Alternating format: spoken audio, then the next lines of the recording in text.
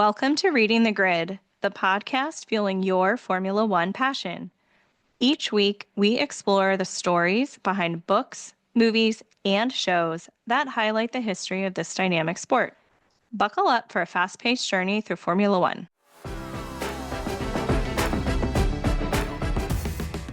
Now let's jump into it. This week, we dive into episode 3 of Drive to Survive, season 7, titled Looking Out for Number 1. Initially, producers lead you to think that the episode will be focused on Lewis Hamilton looking out for himself with his very surprising announcement that he is leaving Mercedes after 12 years to drive for Ferrari. We see throughout the episode that there are really 3 individuals at Mercedes that are looking out for number 1: Lewis Hamilton, Toto Wolff, and George Russell. However, the episode really tries to frame the focus on the next chapter of Mercedes, George's progression as a driver and a leader, and ultimately who Toto will select to replace Lewis and fill the empty Mercedes seat. This is the most misleading and disappointing episode of Drive to Survive. As you may remember from our discussion of Season 6, we were concerned that the drama depicted in Drive to Survive at times seemed very manufactured, manipulated, and staged, and the authenticity of real behind-the-scenes insights was being compromised. This episode showcased that these concerns were justified. There were a lot of action and developments that Netflix chose not to include, and in one instance, they even undercut the outcome of a race. The only things that I think that Netflix gets right are scenes from the press conferences, although they miss quite a few.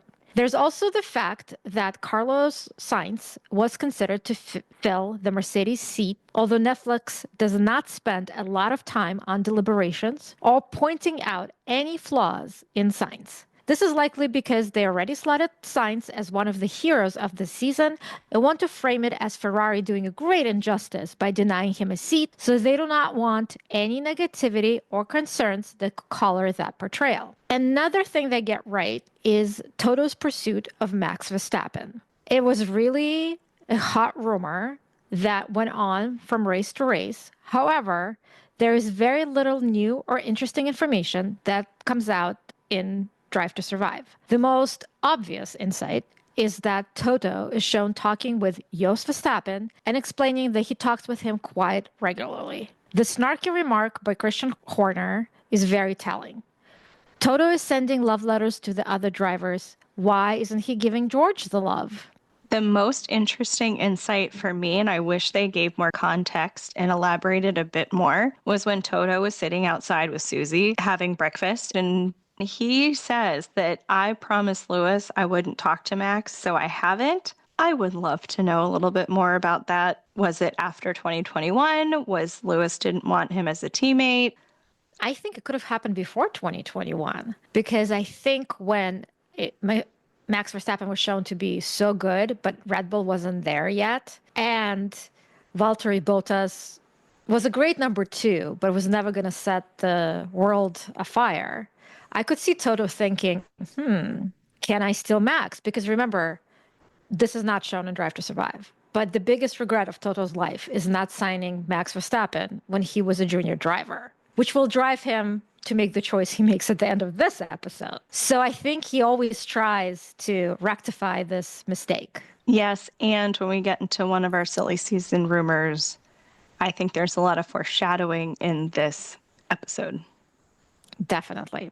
Drive to Survive in this episode models the waters when it tries to portray the search for the driver of the vacant Mercedes seat as the search for the lead driver, which is how it shoehorns George Russell into the conversation.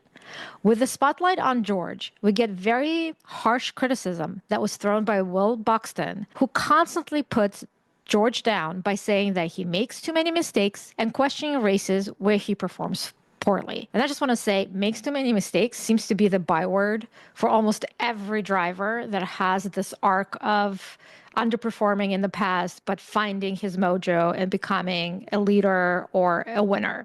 I think the worst example of this is the British Grand Prix at Silverstone, where George, who started on pole, lost positions and ultimately was forced to retire due to water systems issue. Buxton's verdict that it was his race to lose, and he did, seems pretty harsh. Speaking of the British Grand Prix, very little attention is given to Lewis Hamilton, who actually won the race, which was his first since 2021, and was widely celebrated as finally Lewis proving to himself that he's not a has-been. Netflix only shows him taking the lead once when he tells Bono that he was not switching to inters due to incoming rain. I love his little comment, "Leave it to me, mate."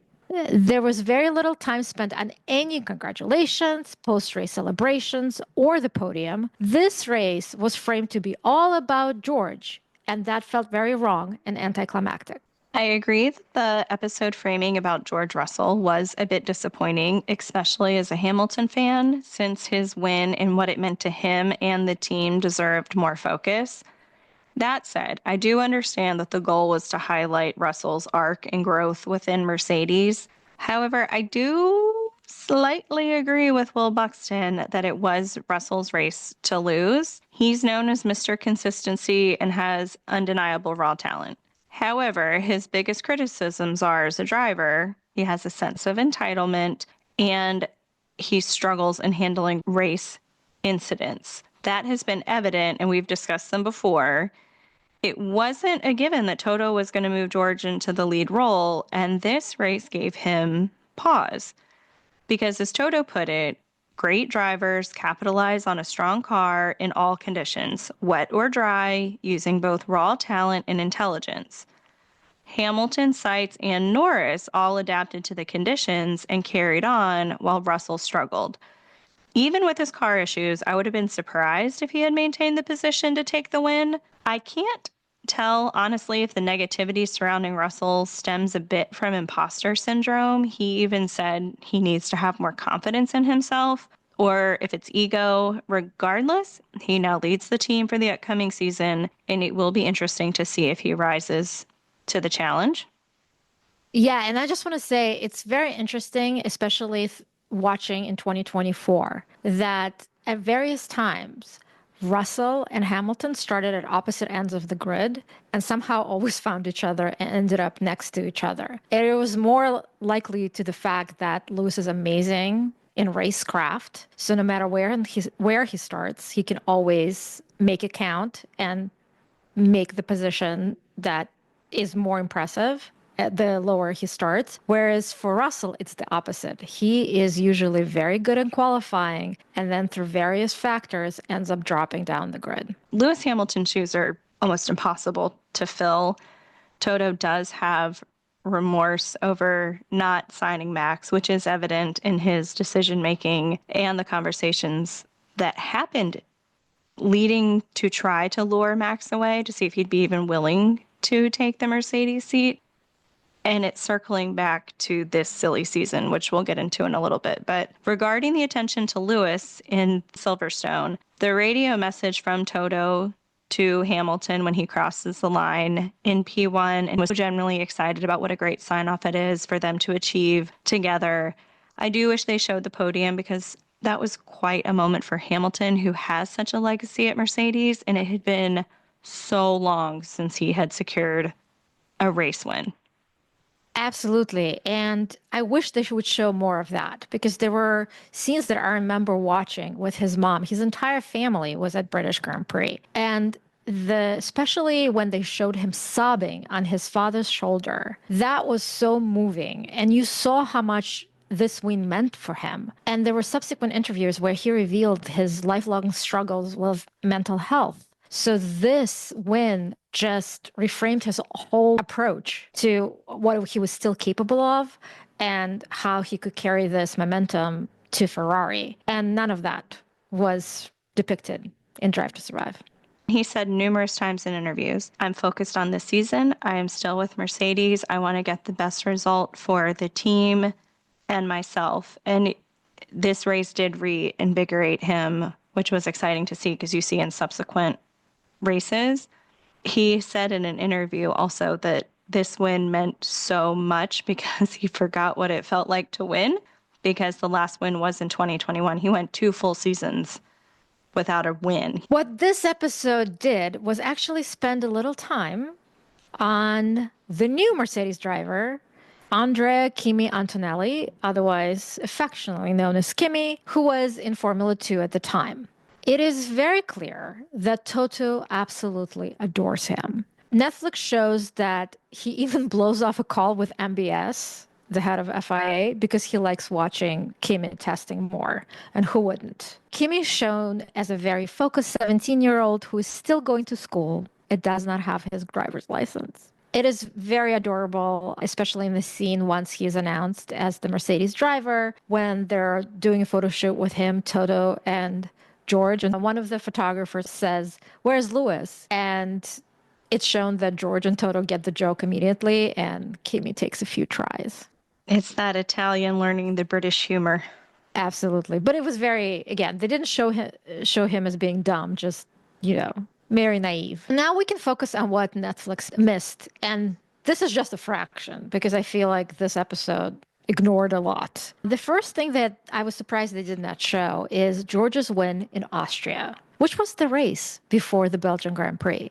Now, granted, he won because he was third behind Lando and Max when they had their little dust up.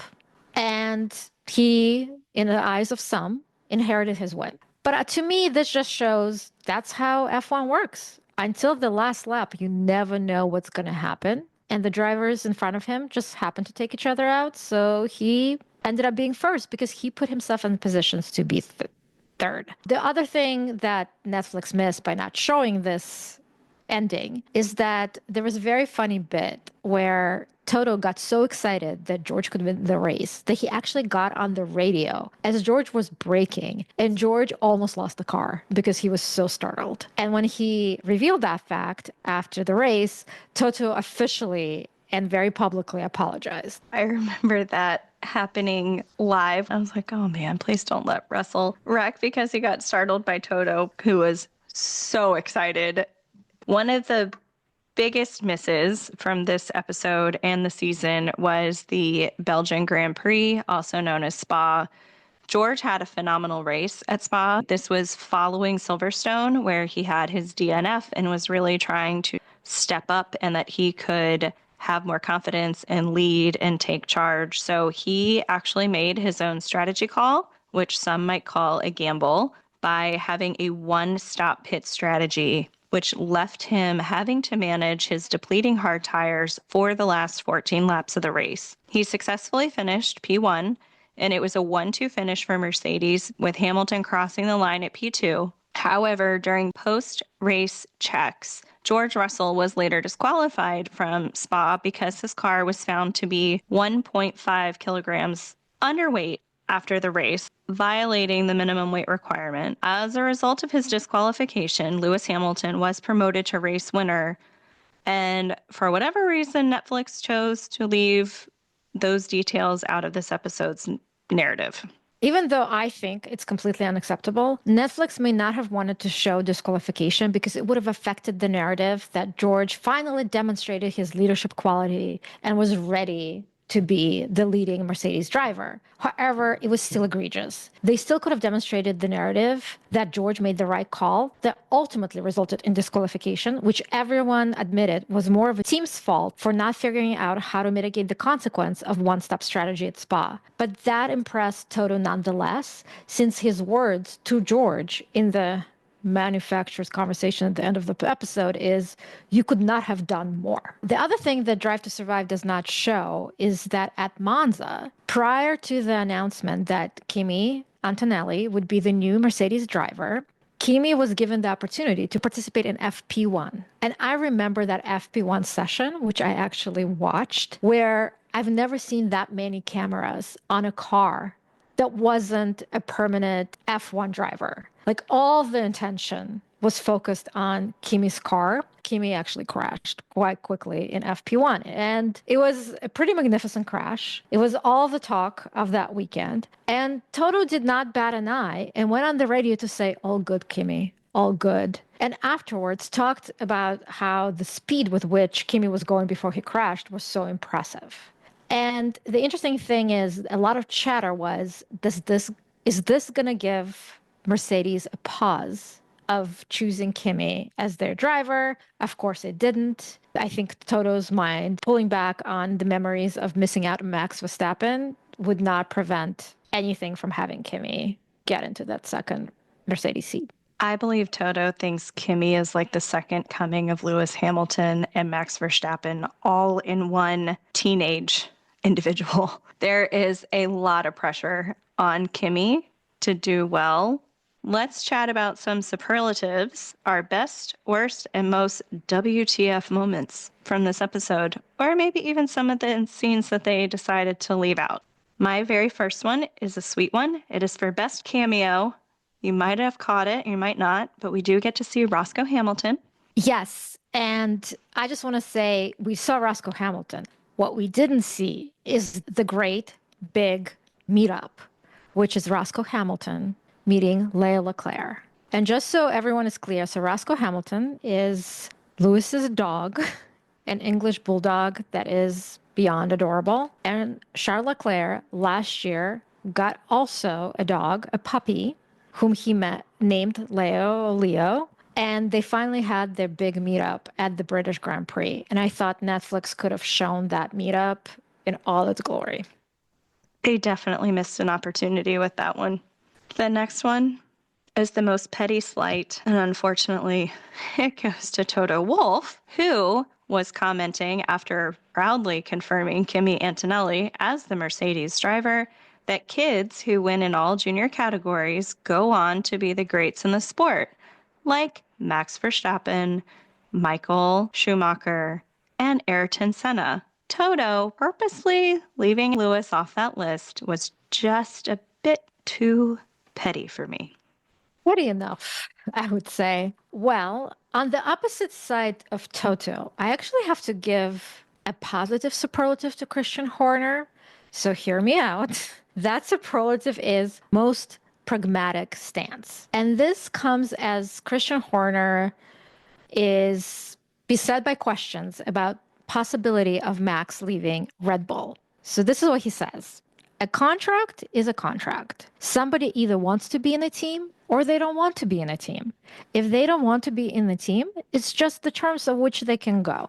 And this is a very measured response, not expected at all to come from Christian. But I think it applies more to Adrian Newey's situation, which of course Netflix does not show because it never really acknowledges Adrian Newey as an entity that made Red Bull what it was. He was shown a lot more in the first seasons, but never named and never having a line. But the big seismic shift that happened in 2024 is that Adrian Newey announced he's leaving Red Bull, and there was a war for his services with the two top contenders being Ferrari and Aston Martin.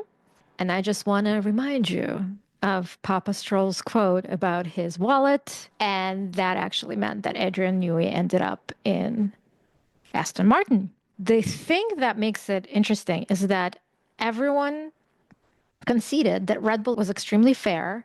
They allowed Adrian Newey to actually shorten his garden leave. So this quote from Christian, I think, explains why that happened to be, and actually puts Christian in a very mature footing that I normally don't associate with him.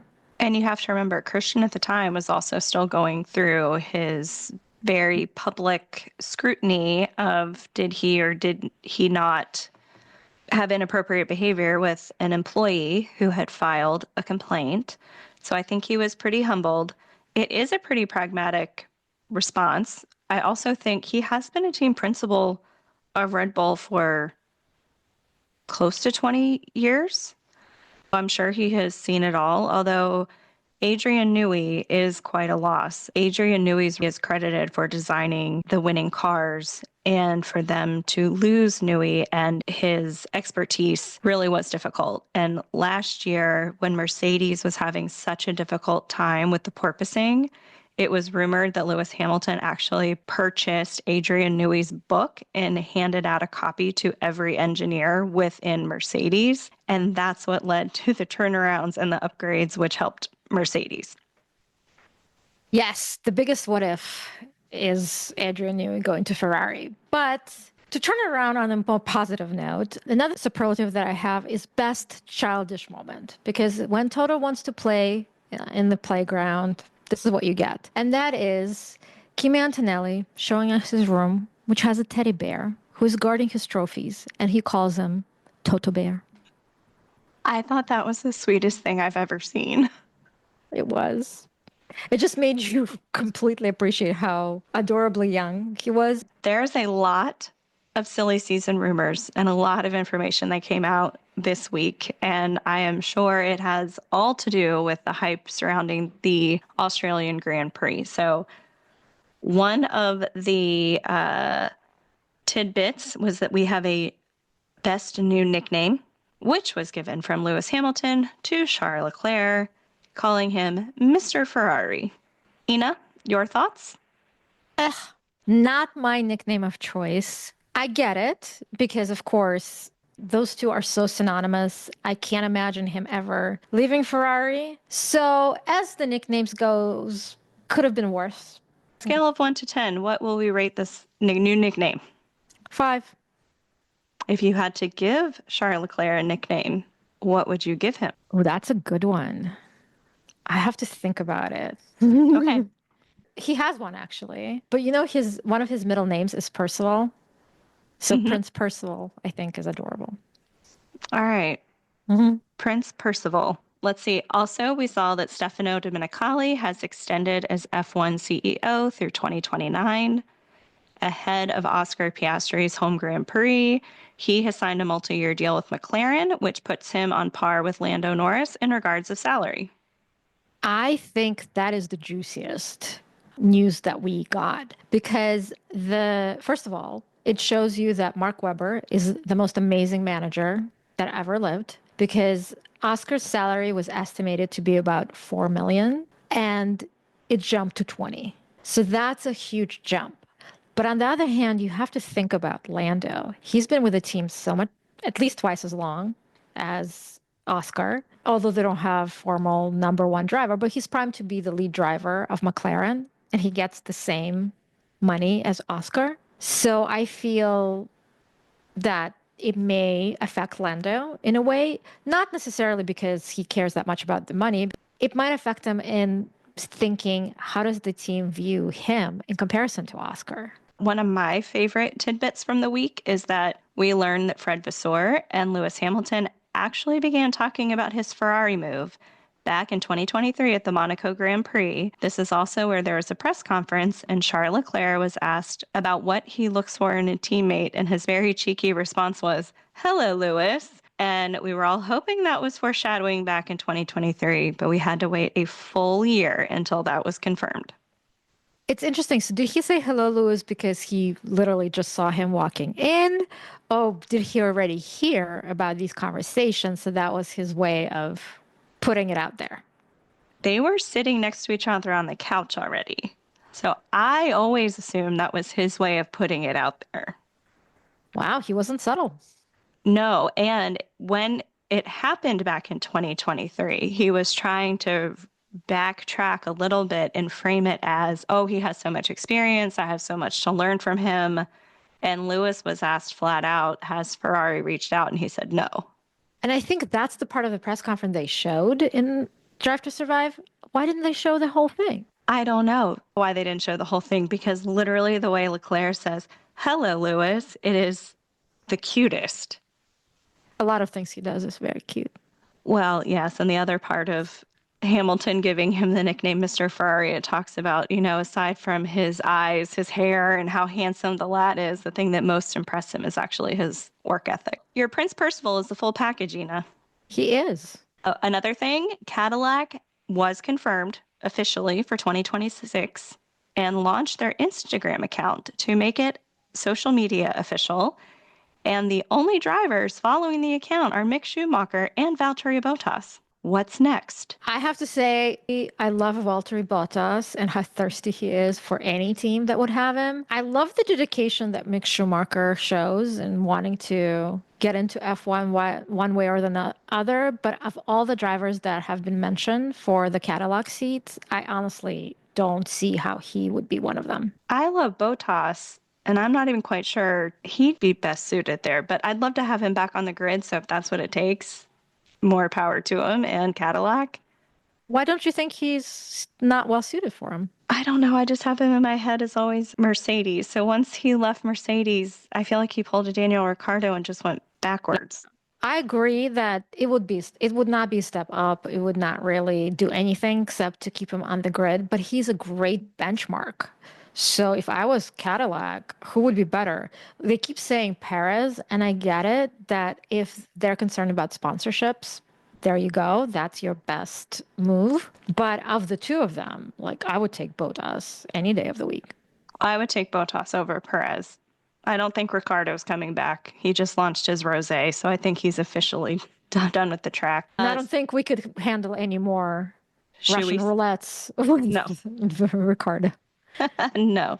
Former Red Bull sporting director Jonathan Wheatley will begin as Kick Sauber's team principal on April 1st. Another huge loss for Red Bull. And speaking of Red Bull, this to me might be the biggest one. From what I am gathering, George Russell is out of contract with Mercedes at the end of 2025. They have not entered contract negotiations. I believe that there was a lot of foreshadowing in this episode with the discussions for Max to make the move to Mercedes. There were sightings of Max's private jet and Toto's private jet having a very quick touchdown meeting. We all know Toto regrets not signing Max, and he would be a great fit for the car. And I could see his dream pairing being Max and Kimi, because I do think George has made a lot of mistakes, has not shown that true leader yet. We will see what he actually does this year. But I think the way Max to Mercedes was positioned in 2024 in this episode of Drive to Survive, I think it's just 2 years too early, and I would not be surprised if Toto was going after Max for 2026. I agree. I think Toto is definitely going after Max, and it's not surprising that if he were to get him, it would be George who gets the cut. So I agree with you. I think the reason why I'm hesitant about this rumor is what is it for Max? Because yes, maybe he's not happy with the way that Red Bull is currently progressing.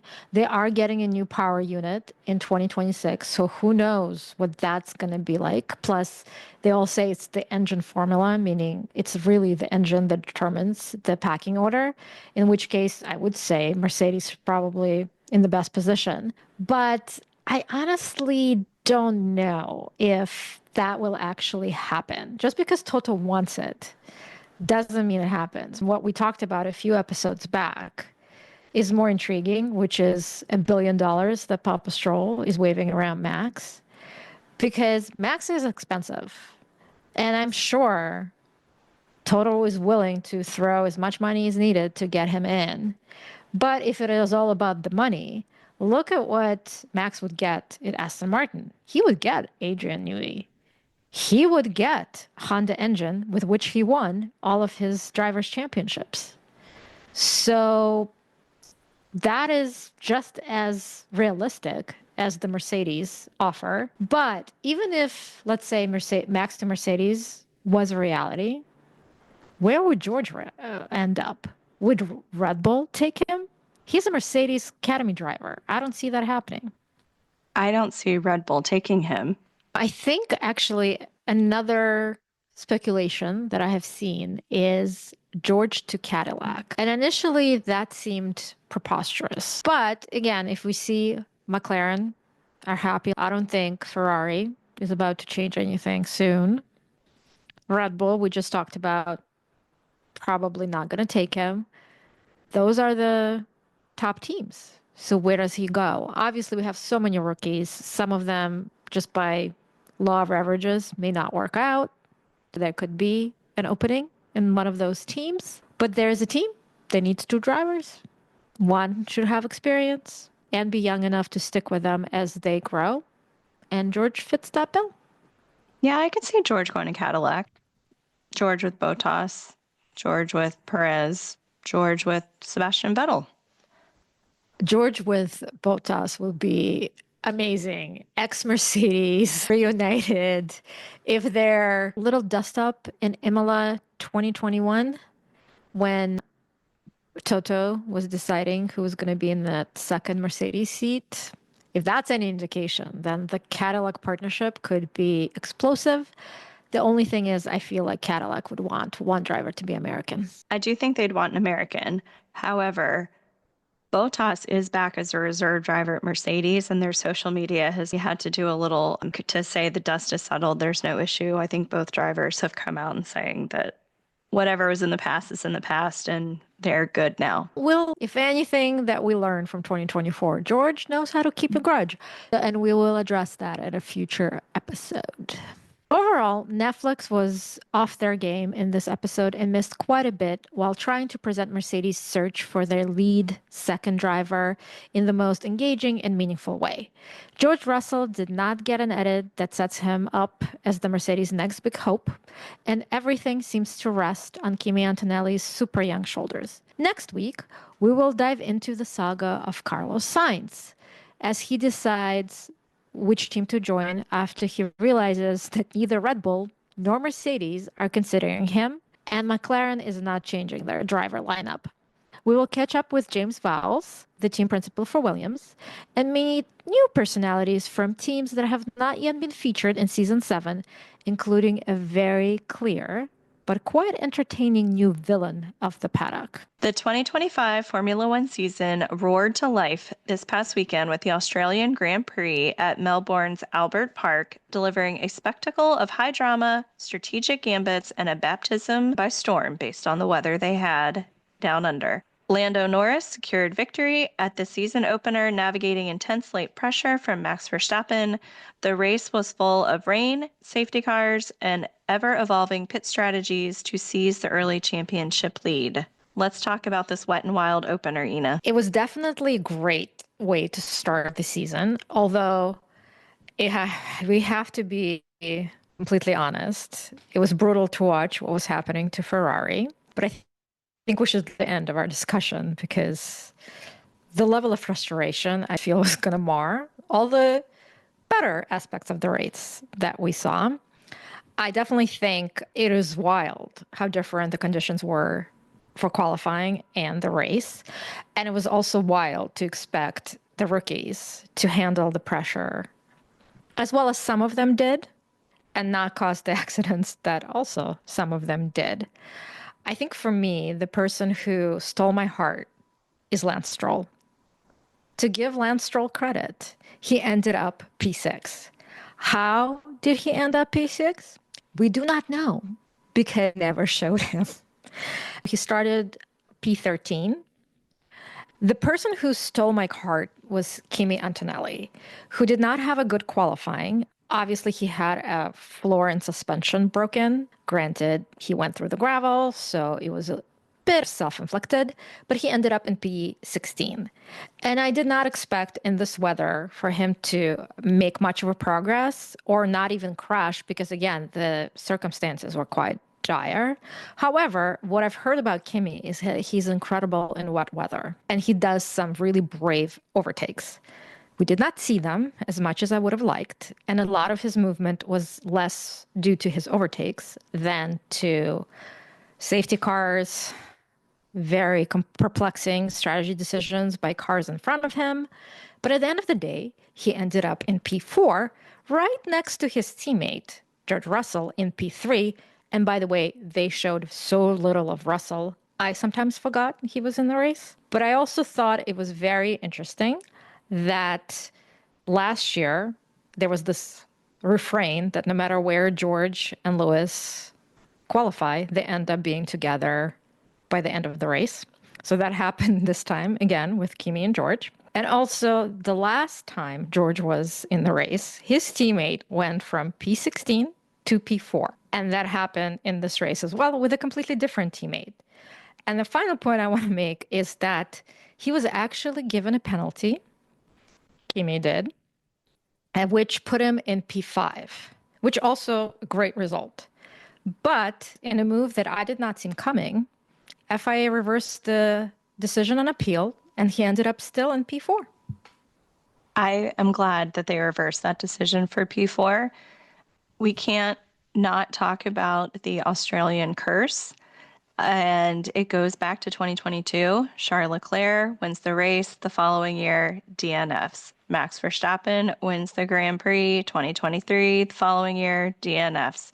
Carlos Sainz, Grand Prix winner last year, DNFs in this race. So I guess we'll see what happens for Norris next year if the curse continues. But overall, the expectation going into the race was that it was going to be a bit wet and wild because of the conditions, and the engineers and the strategies were really going to be tested along with the drivers' talent and skill and see what they could do.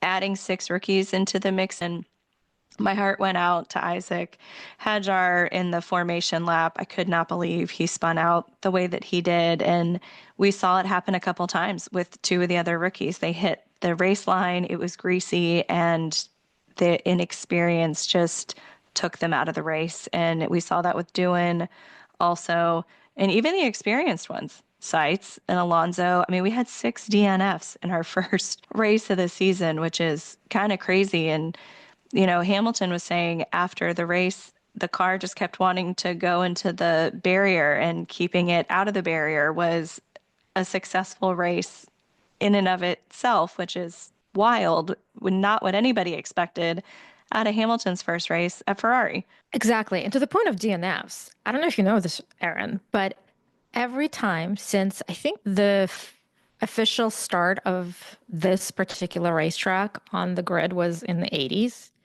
there's been at least 3 DNFs every race. And it doesn't rain every year. So it could be also the nature of the track that makes it treacherous. Plus, adding the rain doubled the DNFs this time. I did not know that, but I have heard how difficult the track is. So, we had 2 rookies finish. Ollie did not get points. He had a really difficult weekend in general. And I think that also had a lot to do with the car itself, because we saw what he could do last year. So we'll give him the benefit of the doubt and say that has to do with more with the car that Haas has given him than hopefully his skill level. But I agree with you, Kimi Antonelli. What a race. I know Norris technically got driver of the day. I personally would have given it to Antonelli because he did go from 16 to 4. He lived up to his own hype. Like, he is the most hyped up rookie, and he delivered. So kudos to him. Kudos to Toto.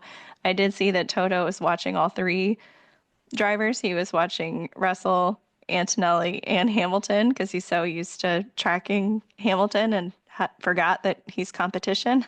Well, to give Toto credit, maybe he knew. He just wanted to know, how did Hamilton do? Which, again, we'll get to it. It wasn't great. No, it was not the performance he wanted or what I think anybody was hoping to see out of him. So in terms of who broke our hearts, besides Ferrari, is there anyone else who stands out? Well, Hadjar broke my heart when he spun out in formation lap. That was really sad. I thought it was very unfortunate they followed him as long as they, but I thought it was really sweet how Anthony Hamilton consoled him and comforted him, because Isaac looks up to Lewis, and having Lewis's dad there was very kind. I do think the cameras played both of those up quite a bit, but we're also on an aborted start, and they probably needed to fill some airtime, and they worked with what they had.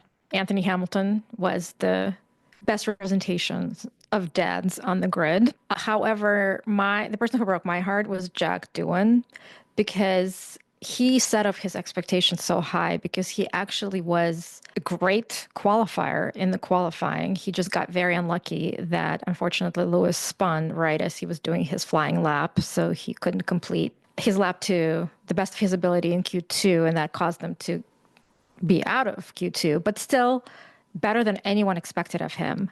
And the fact that he spun out as quickly as he did, granted, Carlos Sainz spun out almost immediately afterwards behind the safety car, which kind of shows that this was just bad luck and obviously inexperience.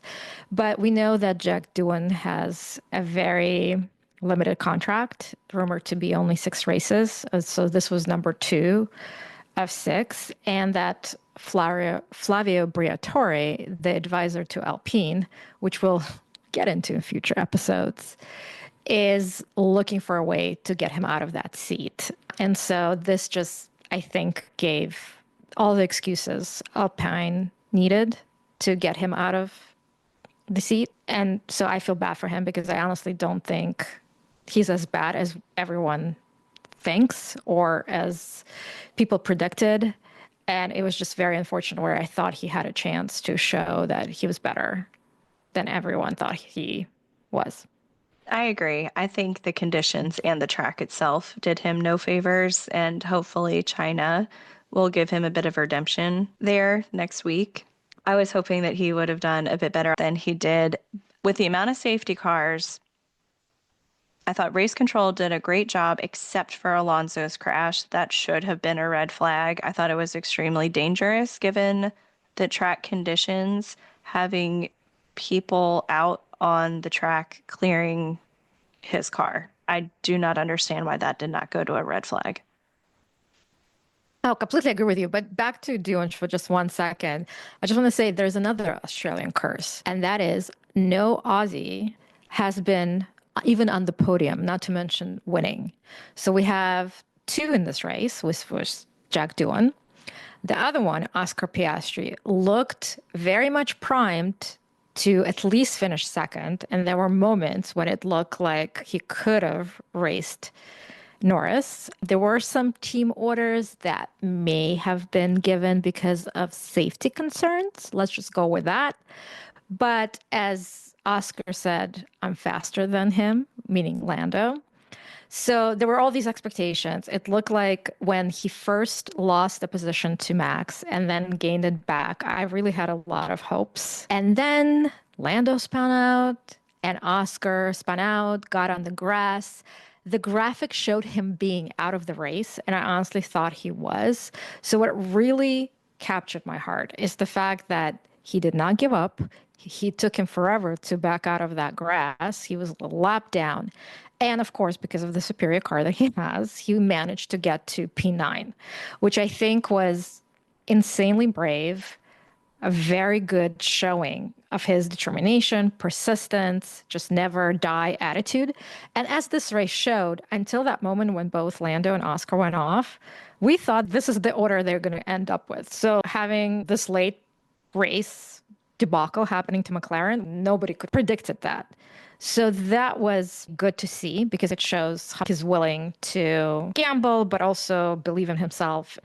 Just to put it in context, there were times last year where drivers did not want to go on once they found themselves greatly out of position. I know he's your favorite, but Lewis Hamilton was definitely one of them.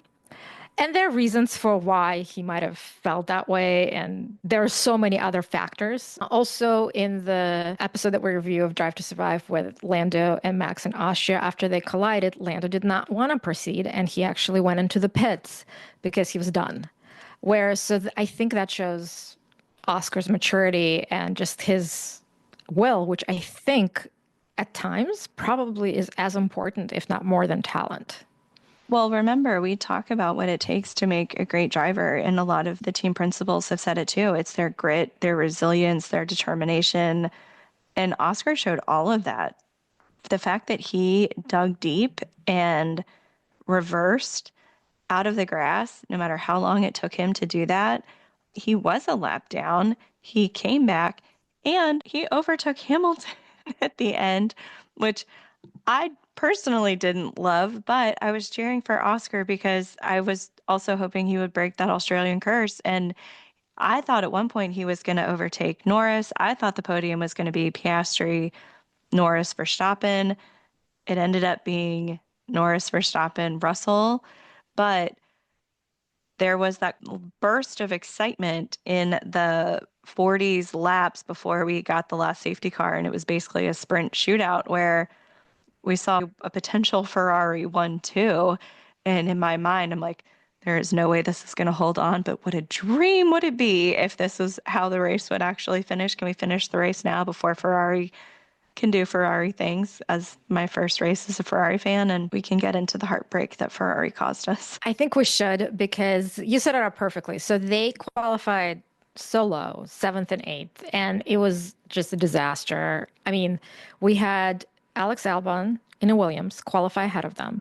And just to give context, maybe Williams is better than we all think, but there's no way that should happen. Second, Yuki Tsunoda in an RB, the second Red Bull car, qualified ahead of Ferrari. Let's just go through where Ferrari ended behind a Sauber, which was the worst car last year. And I don't think they've spent that much time in development this year. Then they ended up behind, the greatest, Lance Stroll. Again, Aston Martin could be better than we think, but everyone thinks that they are developing the 2026 car. They don't really putting any time into the 2025 car. So what the hell is going on with Ferrari? In the beginning of the race, when Leclerc managed to get P5, at least he made some moves. One of them was on Lewis Hamilton, but I think that's fair play. But Lewis, the fact that he was stuck behind Albon for at least the first stint, that was unexpected. I just kept waiting. Okay, Lewis is going to go through now. And then I thought maybe Lewis is smart because once Carlos Sainz spun off, I'm like, Albon's going to be next. And maybe he's just waiting for that whole thing to happen before he makes the risk of trying to overtake. Nope. He was stuck, I kept saying to myself as I was watching. Why is he still behind Albon? How is it possible? We're this many laps in. He's still behind Albon. What is going on? Then that's where the strategy comes into play because the weather started to improve. Basically, everyone switched to slicks or dry tires. And it seemed like, okay, maybe now something's going to happen. Although, correct me if I'm wrong, I think both Albon and Yuki were on mediums and our Ferrari drivers were on hards. That's correct. So the medium tire, this is one thing I learned this weekend, is that apparently it's grippier on a wet track than the hard tire. Now, if that's a common wisdom, why the hell wouldn't Ferrari put them on medium? Or, I know for Ferrari this is hard, split the freaking strategy. Put one on medium, one on hard, see what happens. But McLaren had both of them on hard and Max was on medium. Correct. That's my point. Follow the one with a good strategy. And that's usually Red Bull because McLaren has also messed up their strategies once or twice. So they're not on point yet. That's the choice they could have made that could have made a difference. Then because the rain, they kept predicting a lot of rain and people were started to switch to inters. So at first, I thought Ferrari made a gamble. It was definitely a gamble to stay out on their slick tires. And that's how they got to 1-2 because everyone in front of them pitted. No. Ferrari just took forever to realize that, oh no, the rain is not going to stop and it's not going to dry out before the end. So we're going to switch to inter tires when everyone else switched, which doesn't take a genius to figure out. You're going to lose so much position, and they were behind a safety car. So there were only going to be a few laps left when the safety car would go in, and then you're going to be stuck at the end. And that's exactly what happened. So the strategy, again, this is another point where, yes, Ferrari made the wrong gamble, but at the end of the day, again, I think they should have split the difference, meaning Leclerc apparently wanted to switch at the same time as Max. So let him switch and see what happens. I agree. I don't think it would have been a bad idea for them to split strategy. I'm still learning Ferrari because remember, part of me is still programmed to watch Mercedes and see what they're doing. And they had a great race. Hamilton, you could definitely tell, is learning his new engineer. He was with Bono for 12 years. I know this has been a huge learning curve for him. I think everyone is hopeful he was going to have a better race. Clearly, it's going to take a couple races. I wasn't watching F1 at the time, but I think it took him 6 months at Mercedes to win his first Grand Prix. My guess is the expectation should be at least 6 months, maybe an entire season before he wins a Grand Prix at Ferrari. So if he can learn the team, the car in those different conditions, and his engineer and then help Leclerc in his positioning and with Ferrari for the constructors. I think that would be a great season for everybody. Clearly, there's challenges with what the information the engineer was giving him to what he wanted, and they're working through that. Leclerc had the gem of, we'll add that to the wisdom of Ferrari about the water, which is that water rainwater or drink water. Either way, that was pretty comical when those radio messages came up. For context, he said, do I have a leakage? And they're like, Yeah. what are you experiencing? He's like, there's water in my seat. And his engineer goes, that's water. And Leclerc, with perfect comedic timing, says, let's add this to the words of wisdom. So I think that was the highlight, really, of the whole Ferrari experience. Say about Hamilton, that it will take him a while. This was the first time he experienced Ferrari in the wet. And that's unfortunate because there were so many things that were not working. But the other thing is, and I don't think it will necessarily affect Lewis, but it has affected a lot of his fans. This is the worst performance for a new veteran driver in Ferrari. I think it's the second worst ever. I'm okay with that. I have enough faith in him that he will bounce back and prove them all wrong. I'm not going to let any statistic rain on my Lewis Hamilton parade because I'm not a fair weather fan. I'm a dedicated fan. I think he will figure it out. I agree. I don't think Lewis will take that statistic as anything important. Except motivation. He will use that as motivation. Yes. But I think we shouldn't expect miracles. Oh, I'm not expecting a miracle. I would hope next year he wins a Grand Prix in Ferrari. I would love to see him on a podium in Ferrari this year. That would be fantastic. But my expectation is that there is a learning curve and a learning year. And I'm okay with that. If he does better than expected, fantastic. I'm setting realistic to low expectations with the expectation he will prove me wrong. Speaking of expectations, so what is your expectation for the next race, which Ferrari has never done well on that track, and Leclerc really put their chances down by saying, we've never done well, not enough time to do anything different with the car, so don't expect much. My grid expectations for Shanghai will be dominance from McLaren. I'm expecting both Ferrari drivers to end in points in the top 10. I'm expecting the rookies to step it up a bit. It was brutal with the rain, so I expect the rookies to do a little bit better. I expect Lance Stroll and Hülkenberg to be back to where we thought they would be in this race. I expect Kimi will probably do well again. Okay, well, a lot of them tracks with what you said. I'll temper my expectation in that for Ferrari, I just want them to end up higher. I don't even care if, I mean, ideally in both qualifying and race, but let's say at least in one of those sections. Oh, because it's also a sprint weekend, I'll throw a sprint. So either in the sprint, in qualifying, or in race to be higher than they were at those stages in Australia. For the rookies, I really hope Ollie Behrman has a better showing. I mean, he had a horrible weekend. The interesting thing, he finished the race, last of the people who actually finished, and his pace wasn't that off from Ocon. I think they just have a crappy car.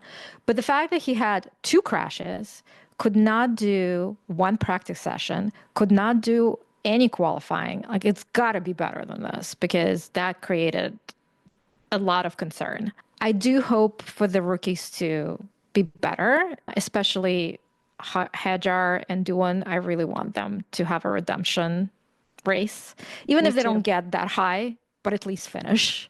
Yes. And then for the winner, it's got to be McLaren. I just don't see anyone else right now being able to challenge them. And it's probably not going to be a wet race, and they're even better on the dry. So it's probably going to be Lando, although, as usual, redemption for Oscar. I kind of think it would be great if he could win this one. I would love to see Oscar win this Grand Prix for the 1-2 of McLaren. And then who would you predict on the podium? If we have both McLarens this go round, are you thinking it's going to be a Mercedes or a Red Bull?